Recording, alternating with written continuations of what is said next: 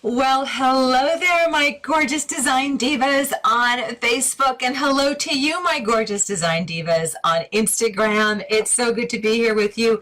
I'm Donna Hoffman. They call me the Interior Design Advocate, and that is because I am here to advocate on behalf of all design lovers across the country and beyond to take you under my wing and show you that what you want to do, make your home more beautiful, is so much more doable than you ever dreamed it could be. So much more easy and attainable when you use the amazing online strategies that I teach inside my online courses for interior design. And when I'm not doing that, I am running a luxury interior design company here in the Philadelphia region of the United States. And we had an amazing year last year. We won 9 different design awards. Wow, I have an amazing team behind us doing all of that. And our community of interior design lovers has grown. We are, I think on Facebook, we're over about 55,000 or so. Hundreds of thousands of women have gone through my online courses. This is a real design studio, so you'll see people walking around behind me. There is a lot to love about interior design. There is a lot to find really difficult about interior design. So the frustration point of it, the part that makes you upset, unable to do what you want to do in the way you want to do it, that's what we're here for at the Interior Design Advocate, which is what I named my teaching brand. It looks like I'm having trouble getting out on Facebook. I don't know if I am. Am I on? I'm on. Yay, Facebook. Hello, Facebook. I don't have a feed from you yet, but hopefully pretty soon I'm going to be able to see stuff from Facebook. If not, it could be kind of weird today, but we'll see. Oh, there we go. Here we go. It's all working. All right, so what are we talking about today? First of all, it's so good to be back with you. I miss you. We took a couple of weeks off. I know you hopefully did as well. Hope you had a beautiful Christmas, beautiful Hanukkah, great Kwanzaa, Happy New Year, bip, bip, bip, yada, yada. I am freezing today, so I'm still wearing my trench coat, so pardon me here. Anyway, big things to talk about for 2021, and let's talk about you in 2021. What are your design goals? This is the day I want you to think about committing. What is it that you really want to do in your home for 2021? What didn't you do in 2020 or a year ago or 2 years ago or 3 years ago? What has just been eating at you and yet you're not doing it, you're not tackling it? What I'd like to do in today's Insta Live and Facebook Live, I want to break down those goals a little bit to make them more manageable for you. And I think this calls for fabulous scented candles. So hang on one second, a little interim break here. I don't have my coffee with me. I just got started too quickly. Being rushed here. Can't rush genius. I don't know who the genius is we were rushing. I love this. Great. It's by Wildress Candle Factory, and it's oak and amber. Sounds disgusting. Fabulous. Totally love this. And no, I do not have a cross promotion with them. I just love the scent of that candle. Anyway, so we want to break down your goals for 2021 so that you make them happen. And there are 3 things that I find gets in the way for savvy, brilliant, creative women just like you. Super talented, more talented than you realize, more capable than you realize. The first thing that seems to get in the way, and by the way, I'll take your project questions when I'm done teaching, so feel free to fill those in. As long as I don't need to see a picture to be able to answer you, happy to take those. So what are the 3 key things that get in the way? Thing numero uno is that a lot of you have this all or nothing attitude, and it just completely stops you in your tracks. Kind of like, well, if I can't redo my whole kitchen, what's the point? Womp womp. Or if I can't redo my entire living room, why bother? It's a true drain. It's a buzzkill. If you are somebody who's sensitive to the way your home looks and feels, and chances are if you love interior design, you've been attracted to studying in my courses or spending time with me in my free workshops or on Instagram or on Facebook, chances are you are sensitive to one degree or other.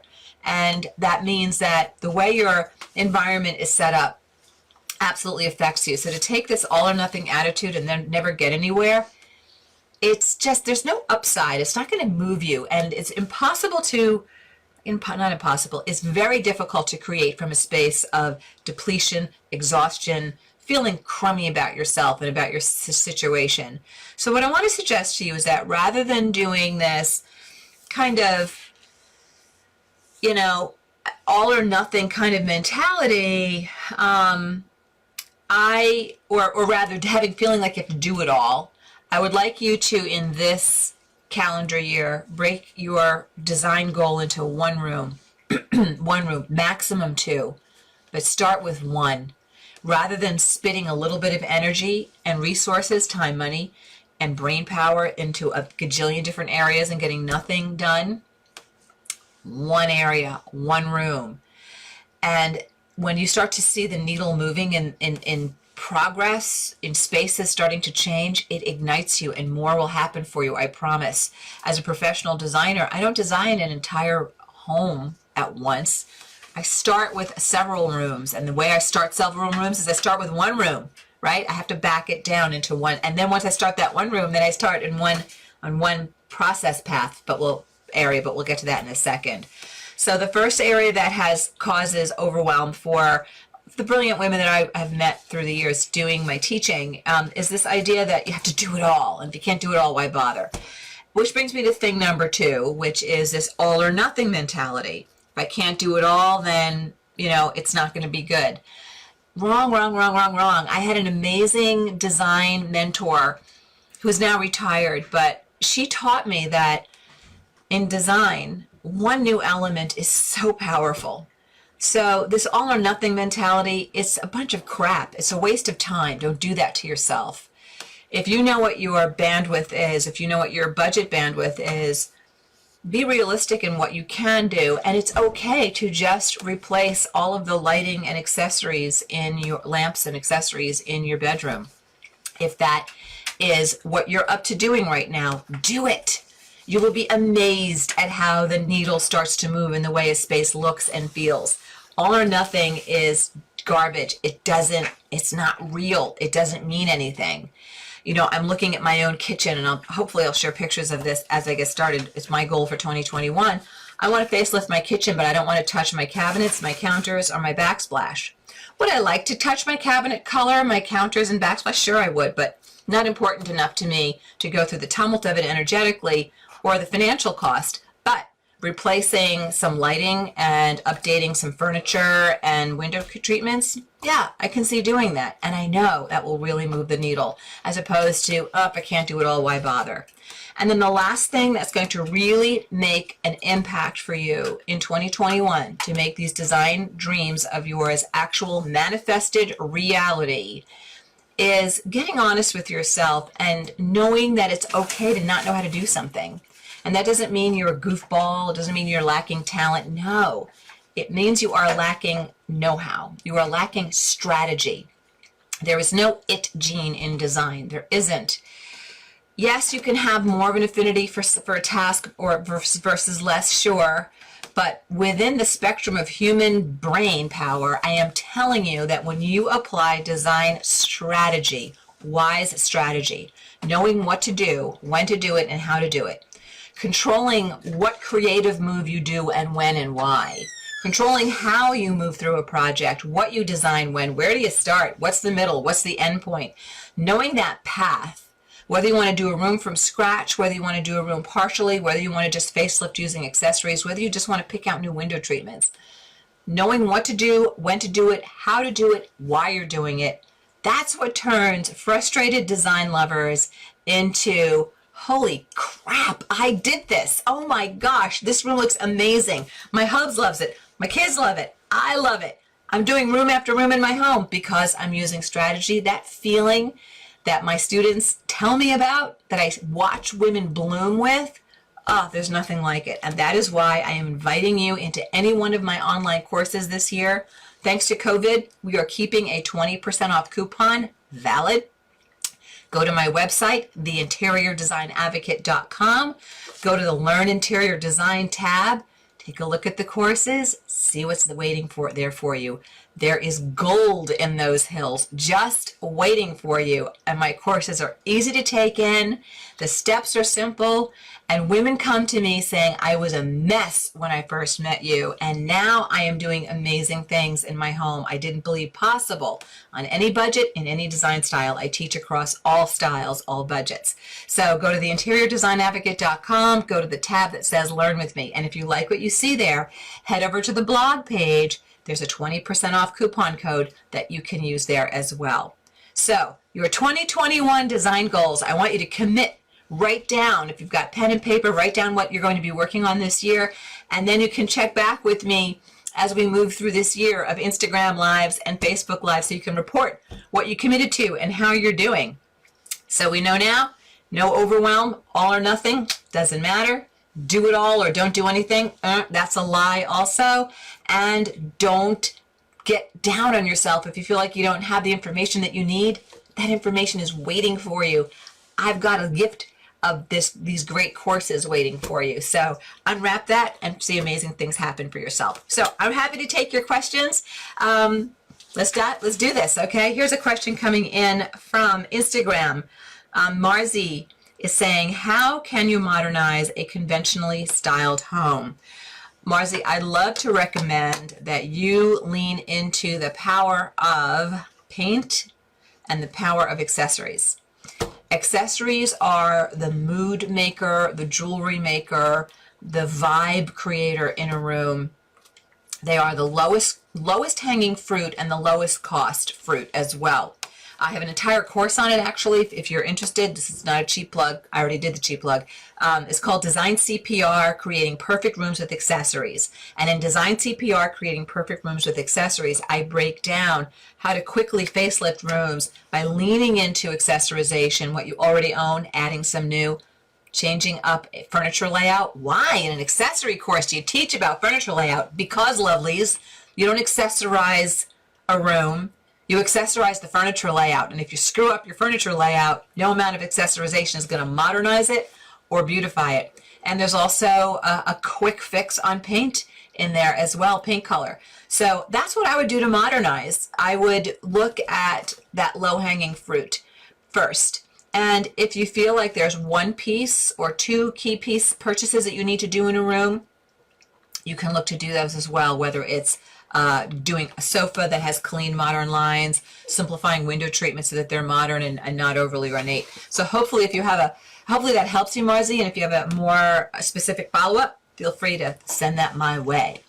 Okay, so I'm getting hellos on Facebook, all manner of hellos from all my peeps. Oh, yay, everybody's here. Dawn is here, and Joe, and Margaret, and Harpreet is here. Yay, Kathy, Sharon is here. I'm so glad. Okay, awesome sauce. Marvel is here. She's so happy to be back. Good, so Sandra. All right, getting all the hellos and the hugs and the waves from everybody. Yay, and good to see you all. So everybody's here from all over the country. We've got Maryland and Michigan and California and okay, it's all happening. The party is here. The party can start because Debbie Johnson Roundtree from Norfolk, Virginia is here. Yay to Debbie Johnson Roundtree. I love it. All right, Judy is saying, I've started rearranging my entryway during my lunch break. That's so cute. Not done yet, but I feel so good that I got started. All right, high five to Judy. Judy, what was for lunch? I am a believer in lunch and snacks, so there it is. Hopefully you also ate. But yes, rearranging, listen, two great things to do in the new year. Throw stuff out. Definitely, if you don't love it, if it's not beautiful or functional, out it goes. If it's a dust collector, out it goes. If it's a leggy plant, out it goes. Definitely decluttering makes way for the new energy, the new design energy of the new year, right, that you're going to be doing. But I love that Judy's already working on rearranging. Again, leaning into accessories, powerful. With accessorization, what I teach inside my course is that it's not just what you style. First, it's what you put into the space. And no one accessory is important. It's the combination that's powerhouse, right? It's the combination of all of them. So it's what you are putting together, what combinations work, what materials and pieces work in different design styles. So what are your high impact pieces? Then where do you place them? Placement is so important. Screw up placement. I don't care how beautiful the accessories are. I don't care how beautiful your styling is. Placement's lousy. Womp womp. No good. And then it's style out. And there is a lot that works with styling. I was working with a client earlier this morning and he said, gosh, I'm really seeing how, Donna, it's all about like context. It's how one thing flows into the next and how one thing is affected by the thing it sits next to or near. I said, yes, bingo, brilliant client. Exactly right. And yes, artwork is part of your accessories. It's not just tabletop, it's art, it's lamps, lighting. That's part of that accessory story as well. So go, Judy, go. Carol is saying hello from Sedona, Arizona. Yay. Kathy is saying, I end up with multiple rooms not finished because I can't figure it out, so I move on to a different room. Kathy, that is so common. How many of you have done what Kathy's doing? You get these false starts in different rooms, you finish nothing, and you just look around and your space is draining you and exhausting you and frustrating you. I promise you, Kathy, if you are spinning your wheels, the thing that you are missing above all else is going to be design strategy. It's the recipe. It's the formula. What to do, when to do it, how to do it, and why. So whether you want to study with me in one of my courses or find another online coach out there, just do it. Find a coach who can take you under her wing and show you wise design strategy, at least the way I teach it. I make it very accessible, very linear and logical because I'm kind of strange as a designer. I'm very right brain creative, but I'm also very left brain. So I know how to teach design in a way that it's very accessible and logical. So just go for it, Kathy. I have faith in you. I know you can do it. Suzette from New York. My home state. Hi, Suzette. And we have Elaine saying hello from South Carolina. Okay, Kathy Meyerhoff is saying, can my design fingerprint change? I moved from a large traditional home to a small new one, and redecorating has put me into different directions. So I've gone back to redoing my design fingerprint because I find I'm attracted to different styles. Am I insane? No. No, you're cute as a button. You're not insane at all. You know, Kathy, your design fingerprint, which is how you relate to line, form, shape, color, texture, pattern. It's all the things that go beneath your design style. I'm not sure that changes so dramatically through a life. I do think it can evolve as you are exposed to different design styles. I think we can start to mature and shift, but your preferences for design styles can absolutely start to grow and change as you move to a different location. You know, we've got, Elaine is here from South Carolina. We have Juanita's here from Alabama. You know, if you're moving from New York down to be Juanita's next door neighbor in Alabama, you might find that there's a different sensibility in the South, different temperatures, different temperature of color that people put in their home, not just a different temperature outside, right? Different design styles that you're surrounded by can start to influence different materials. So in a way, I think you evolve with your design fingerprint. You definitely evolve in terms of your design style preferences. You can. But I think if you are really in touch with who you are and what makes you tick. So for example, I don't tolerate pattern very well on the floor. I design with it, but in terms of what I can live with, it's just too much movement for me on the floor. I don't care what design style I've ever designed for myself in my own home as the decades have evolved. I still don't tend to tolerate heavy pattern on the floor. I love the way it looks. It makes me like crazy dizzy. So that piece of me, my design fingerprint hasn't changed, but my preferences, I definitely have, as I became a trained designer and as I work more in design, I am more attracted to more modern leaning design. I just am because of what I've seen across the world, right? That has excited me. So Kathy, I hope I've answered you. A, you're not insane. You're totally normal. Going to give you a kiss on the forehead and a big N for normal. And I think you are evolving. So hopefully that answers you. So I think your design fingerprint can evolve, but I know of nothing else that I have ever done for a client or taught women to do. When I teach women about their design fingerprint, or when I design for people using their design fingerprint, that is how you create interiors that have 10, 12, 15 years staying power. You just love them for a very long time because they're completely about you, not just a design style trend or design style that you're playing with. So there it is. Long-winded answer, sorry, must be a little rusty. Okay, so the Life of M. Oh, that's such a cute handle. The Life of M on Insta saying, is it a good idea to hang 2 different lengths of the same chandelier in a high ceiling entry hallway? Multiple chandeliers is actually a really interesting trend, the Life of M. It's definitely getting a lot more play. I think it's more effective when there are 3 or more at play versus 2. I would want to see a picture to tell you if I think 2 would work. So I'm going to give you a maybe. I'm going to give you a 50-50 on that one. Unfortunately, due to the overwhelming amount of DMs that people try to send me and emails that I get for requests for just, hey, can you just design for me? I don't have the bandwidth because I'm designing for my clients and I'm also designing, teaching my students. So, and doing some private coaching now with students as well, women who are in design businesses. So you can't send me a picture unless you are in one of my private groups. Then you can post a picture of what you're working on, Life of M, and the whole design community and my team can weigh in on that. So hopefully I answered you. It's a maybe, but certainly in multiples, 3 or more, it's a yay. It's a yes. There it is. Okay, Brooke Haynes Cover is saying, are plantation studders still in style? Yes, they are. They're classic. I think it depends on where you're living and what you're doing, and go with the wider slat as opposed to the little teeny weeny slats. But you know, the thing about plantation shutters, guys, is they really tend to hold their value well. When the economy gets wonky and people are afraid to spend on their homes, sales of plantation shutters go up because they're just considered a longer term investment. In that I didn't say that right. They're just like a longer term style investment. How about that? They just kind of hold their style moment. So I like them. I don't think they're cutting edge. I think they're classic. They're traditional / transitional, and I like them. So go for it. I'm getting hellos from Juanita and Vonda, yay, and Kathy from Pittsburgh, PA. All right. So Lynn is saying, I'm cleaning my basement this winter. Phew. Found a couple of drawings I forgot about. I bought a long time ago in Italy. I'm excited to frame them and use them. Yes.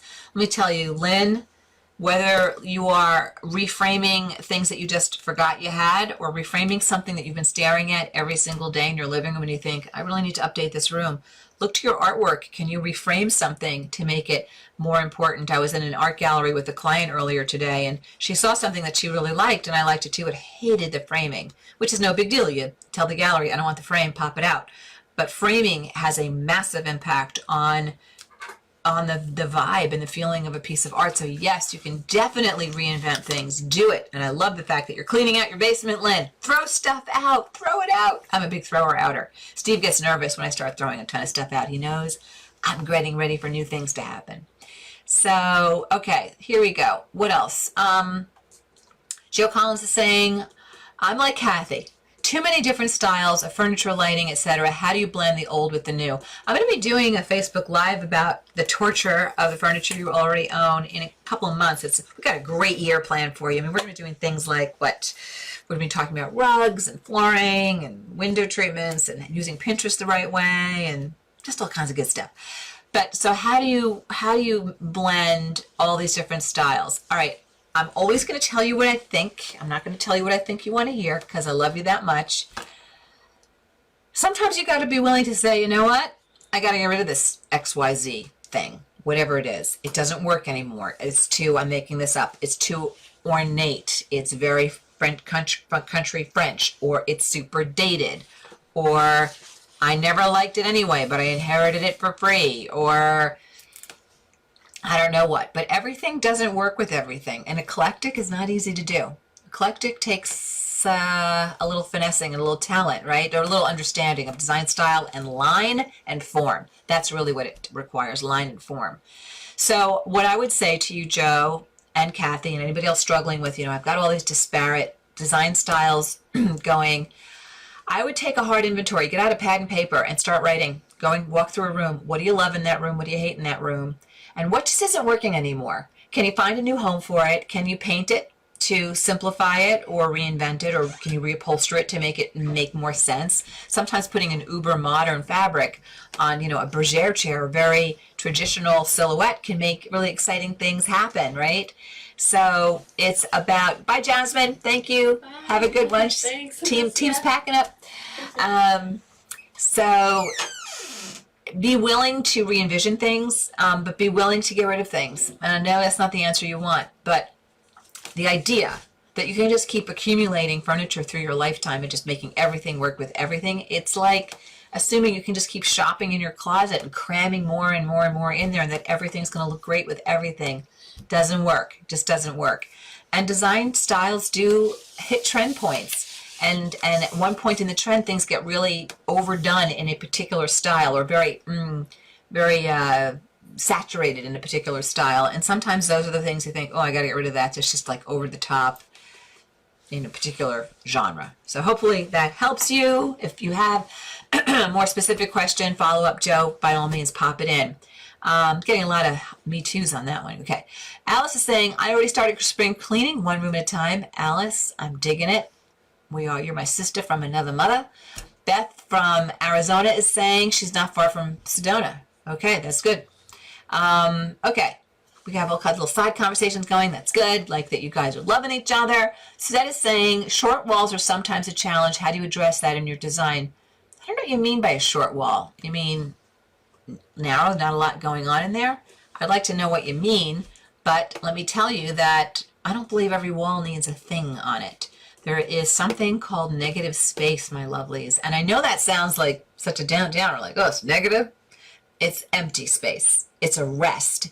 If you think about a gorgeous symphony, when suddenly the whole orchestra goes silent for a beat, and then they keep playing, that rest is powerful. Or if you ever see two professional salsa dancers dancing, they're going, and then they hit a pose where they kind of freeze. That's a rest, and then they start going again. That's what a blank wall can do for you in a space. So what you're calling these short walls, Suzette, I don't know. They have to put something on every single wall. You got to ask yourself, why do I need to put something there? Okay. Sharon Rudd has a long question. Oh, Sharon, you know the long question thing. I don't like the long question, but I'm going to try. If I think I need to see a picture, I'm not going to answer you though, Sharon. Sharon is saying, Donna, I'm going to design my home office. Yay. Thumbs up on that, Sharon. It's very small, but has a big window, so it's nice and bright. I love warmth and color and coziness and bold prints and colors. I'm thinking about what to do with the walls. I'm thinking going dark, but I don't want the room to seem smaller than it is. And I'm thinking maybe just painting one large wall, or maybe a fun wallpaper on that wall. Any suggestions? Donna, you need to start doing some design planning, my love. You need to look at your design fingerprint, see what it is that makes you really tick in design. You've got to then nail down your space plan, get that going, and then you've got to do your fabric planning, and you've got to find that rug. I mean, there's an order in which you need to do everything. So just to start asking me to kind of hop in and giving you random advice on, yeah, you can go darker on your walls. Yes, you can go lighter on your walls. Yes, you can do an accent wall. Yes, you can do a fun wallpaper. The answer is any of these things are possible, Sharon, but what makes sense for you? What's the wisest use of your space? What's the wisest use for your design fingerprint? What are you trying to accomplish in that space, right? So you're asking of kind of a general, move in a lot of directions kind of question, and I want you to learn to start your project at the beginning and learn what to do, when to do it, why to do it, and how. And then you won't even need to ask those questions. Those questions will be answered by your process that you're leaning into, by the strategy that you're leaning into as well. But I love that you're working on this home office space, and I encourage you to make it fabulous and to keep going. Get moving with strategy. Dawn is saying, I am designing my master bedroom and I'm shopping for a bed. I found one online from Hooker. The problem is I can't order this large expensive bed without even seeing the wood. Tough beans. That is the bummer of online. And upholstery, what do I do? Dawn, if you cannot, sometimes companies will allow you to purchase a fabric swatch. They will allow you to purchase a finish sample. I think it's worth the money to do that. If they won't let you, I'd ask them, hey, where else do you sell this product? Can we go to a store to at least see what this finish looks like?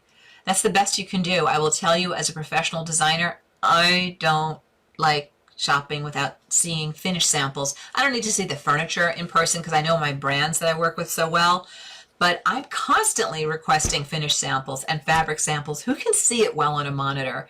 And what one company calls ebony and somebody else calls dark walnut is different than, everything starts to look alike and nothing's what you thought it would be online. Color changes on your monitor. So be careful shopping online without seeing samples. And if you are working with a cataloger, some of them will have finished samples for you, at least for fabrics, like a Smith and Noble kind of place for window treatments and such. Totally worth the price. So that's the best I've got for you. Okay, to answer that.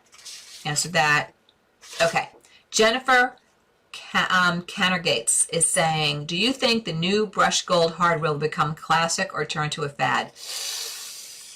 I think it could be fatty. I don't know. I love it, but I will tell you, I'm going to be super honest because, again, tell you what I think, not what I think you want to hear. I love gold finishes. I think they're fabulous. I love appointing them for clients. I love putting them in my own home. When we were down at the furniture market in the spring, Katie and I looked at each other and a couple of the reps that we were working through showrooms with, and we said, where's the gold? Not only was everything silvery, it wasn't even brushed silver. It was shiny, shiny, shiny, shiny, shiny silver. That's very shiny silver. So now, does that mean gold is going to go away? No.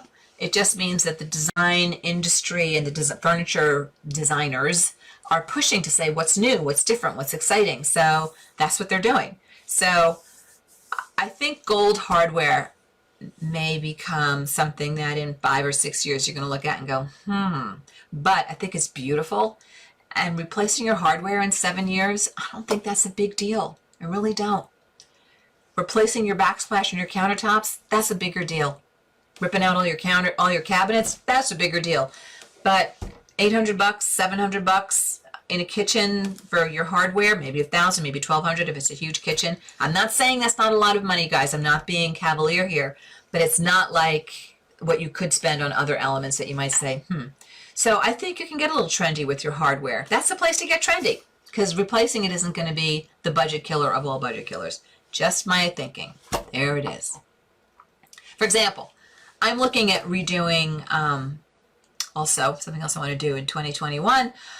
I would like to facelift my foyer, and I'm looking at a new stair runner and carpet in the upper foyer area. And I looked at something, I thought, this has got a bold. What do I get tired of it? And I thought, you know what? Don't have a heart attack.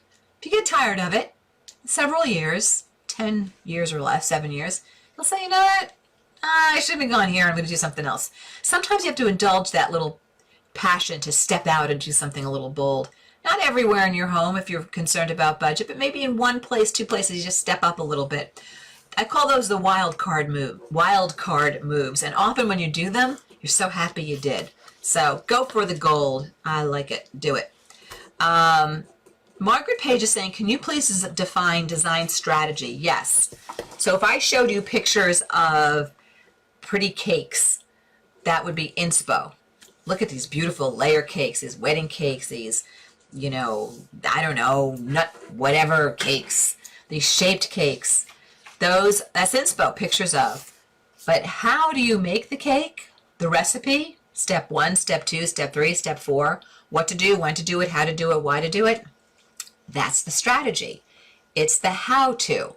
It's the path, right? That's design strategy. If I just showed you pictures of beautiful pastries and said, here, go make that, you go, what? But if I said, okay, we're going to make this, and this is how we're going to do it. Step 1, step 2, step 3, what, when, how, and why you're doing things. It's the recipe, it's the formula. That, my Margaret, is what design strategy is. There it is. Juliana is asking me, what? A question from Facebook. What? Steve, Steve, just say it because Steve's giving me motions. I don't know what that means. What? Keep going down? Okay, here we go. Okay, so I'm looking for a question. Okay. Juliana McKeown is saying, can you tell me about your course? Is it videos? Will we learn how to match things? Would you help and ask questions? How long is the course? How much does it cost? Okay, these are all good questions. I have several online courses. They are just a couple $100. We have a coupon out there right now, 20% off. I show you what to do, when to do it, how to do it, why to do it.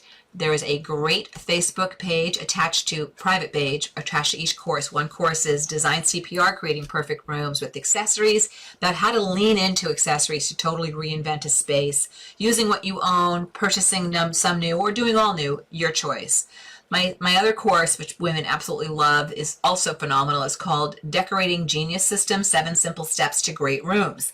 And it's all about the what, the when, the why, the how. How do you make it happen? How do you start your project? How do you put fabrics together? How do you plan it all? How do you put your room together? How do you put furniture together? All of that. It's in that course.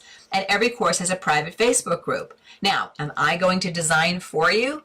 No.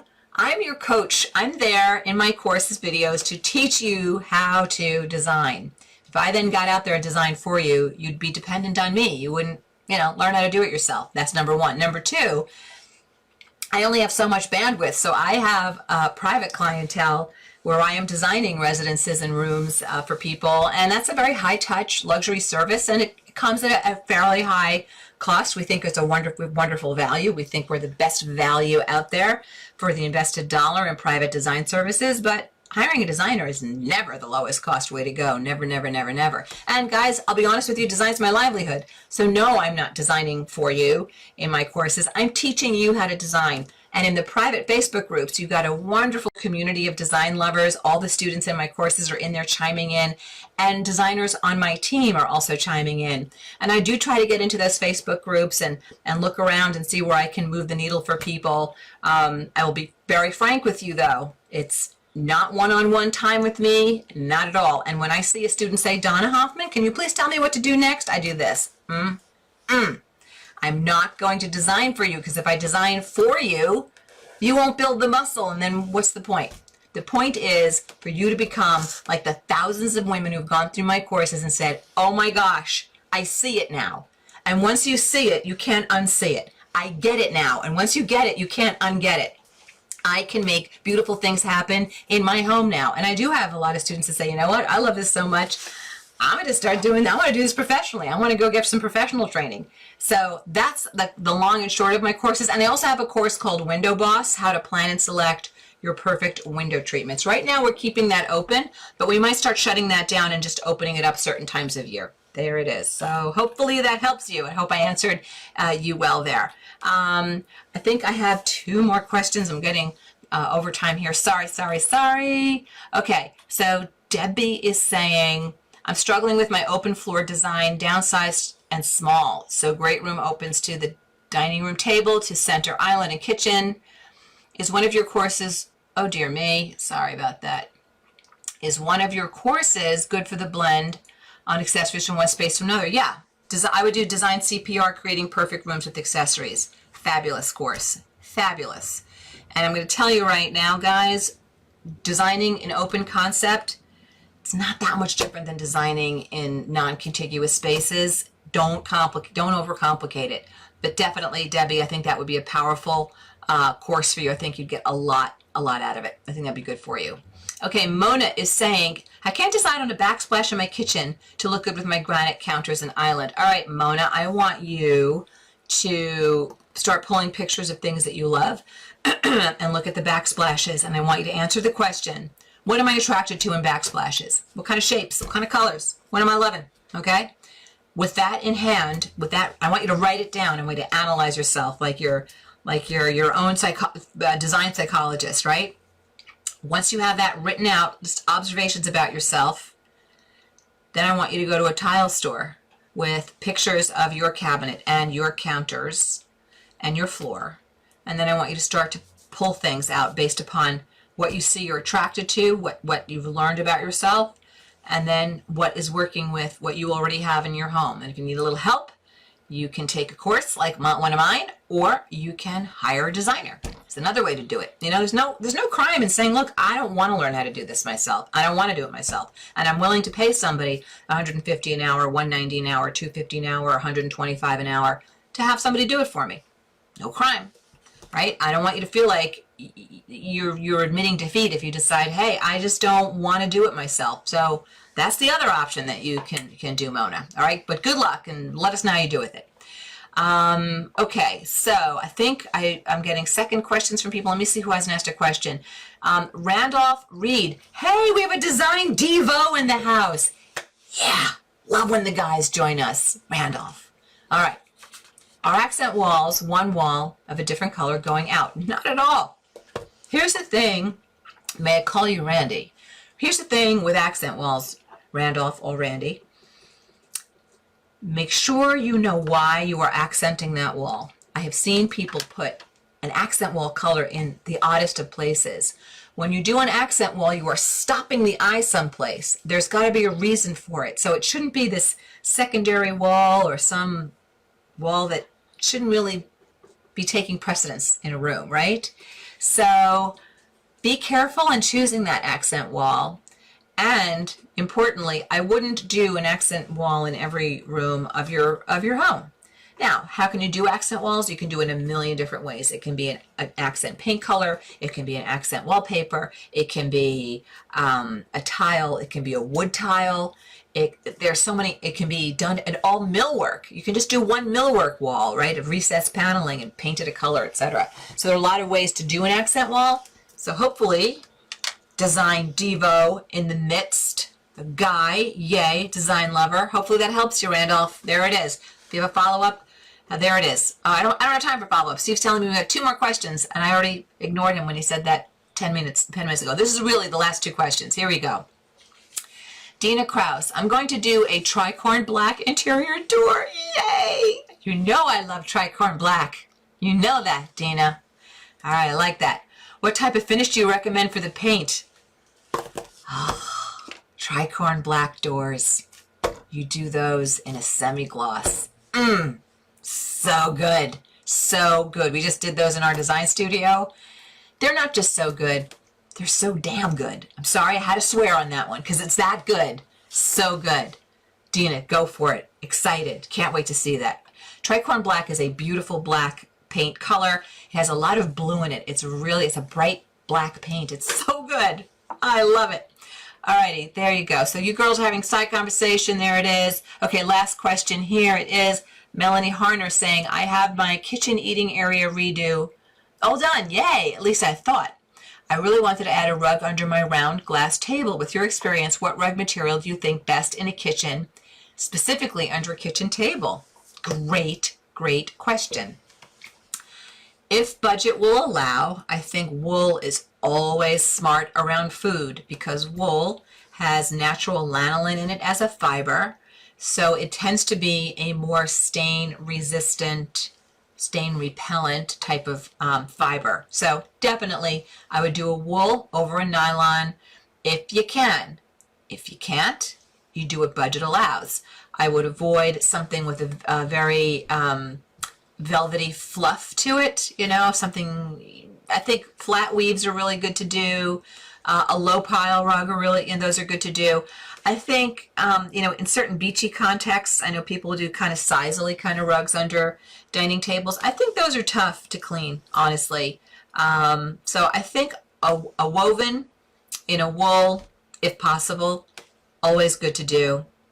A tight pile, always good to do. And again, if budget won't allow for wool, you know, do a nylon. No silk, and I wouldn't do cotton. I think cotton's tough too. And listen, guys, there are indoor-outdoor rugs that are fantastic, and the feel of them, called the hand, has come a long, long way. So by all means, look at indoor-outdoor rugs as well. Those are great in eating areas, high-traffic areas, kitchen areas as well. Alrighty? So listen, my lovelies, next week it's a free-for-all. We are going to be taking your project questions, kind of like the way I did today. As you may already know, if you've joined me for any of these Instagram Lives and Facebook Lives before, we normally take questions on whatever topic I'm teaching about. But this week's topic was kind of soft, so I took all of your project questions, as long as I didn't need to see a picture to be able to answer you well. And next week, bring your project questions. This week, I asked you to think about what your project is for 2021. Come back next week. Tell me what you decided. What's the project? What's the goal? When are you going to start? When do you hope to be finished? And what's your question? and I'll tackle that with you next week. Okay, gorgeous women and our one fabulous handsome guy. Great to be here with you, and I'll see you next week, 4 p.m. Eastern. Bye, everybody. Hi, this is Donna. Thanks so much for watching. And if you like this video, please hit the like button and comment below so I know what you think. And don't forget to subscribe to the Interior Design Advocates channel so you don't miss any of our great content.